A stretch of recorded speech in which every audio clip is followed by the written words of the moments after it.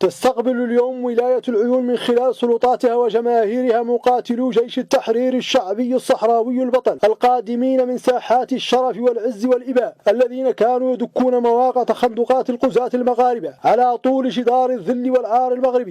باسم الولاية نرحبوا بمقاتلينا الشجعان اللي حقيقة رفعوا شأننا ورفعوا روسنا حقيقة ومعيشيننا مرحلة جديدة اللي كنا عادلنا ياسر من الزمن نحانوها. وحقيقة هذا هم المقاتلين الشجعان اللي كل نهار وكل ليلة تسمعوا معاركهم الطاحنة ضد القوات القاسية على جميع طول الربط. نرحبوا بهم باسم ولاية العيون. أضريك نقول لكم عن الجيش التحرير معنوياته مرتفعات جدا للغاية فأعلى درجة، وأنه متفوق على العدو في جميع الأصعدة. كل نهار يخبطوه وكل خبيط خبطناه والله ارسلنا له قنبله يموتوا منه الرجاله وينحرقوا فيه الآليات، وهو في تمام الانهزام التام. احنا فعلى درجه من ارتفاع المعنويات ما خاصنا ما هو نستكملوا ترابنا ومصممين عزمنا على ان نستكملوها. ونشكر ولاية العيون على هذا الاحتفال، ولا مفاجئتنا كاع الشعب الصحراوي كامل انه هذا الشيء وارثينه اب عن جد، وحرب التحرير تضمنه الجماهير. وهذا اليوم حقيقة يمثلوه شجعان وابطال وبطلات من عمق ميدان والثورة يوميا يوميا قادية. ما هو لا نسمع عن هذا مشى والله هذا جاء بداية، هذا ميدان شرف وشرفنا كاملين.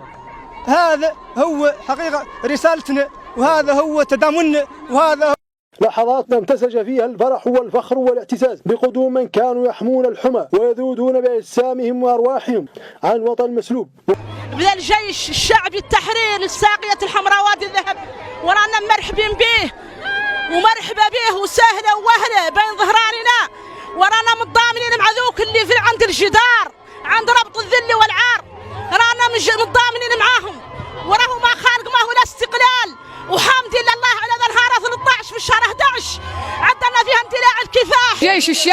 الجيش الشعبي حالف لانه ينصر العيون ويلقف كلاشات ويطلس ذوك الشجون ومرحبا وسهلا ويغويهم وينصرهم على من عداهم، وراجين فالله لا يخسرها فينا فرحه، وراجين فالله ان شاء الله الله يعينهم على من عداهم. كام وصل مرحبين، انا واحده من امهات تلك الجايين اليوم من النواحي واولادي كاملين وصل مرحبا وسهلا، ولا تلقى عارفه ايش لا نقول بينا الترحيب قابضين القلوب بينا من القايله واحنا نحانوم حامدين مولانا على يمشيهم سالمين. قول كيف ذا اللي نختار نشوف وفي عمري بعدانا جيش الشعبي صفوف وجهنا وقفانا ونهار مدقن الفخر حيانا منه العدو رقن والله ما ينسانا. والفوق الجيش مليانه ما هو خالد، وانا متضامنين معاهم في السراي والدراي، وانا معاهم الى النهايه.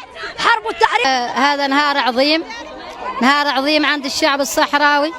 نجي مقاتلين جيش التحرير الشعبي الصحراوي وتلقات لهم ولاية العيون بالفرح وبالإعلام الوطنية وبالصمود وبالتحدي، ومقاتلين منتصرين على أعدائهم، وكل ليلة يكبدوهم أكبر نوع الخسائر في الأرواح وبالمعدات.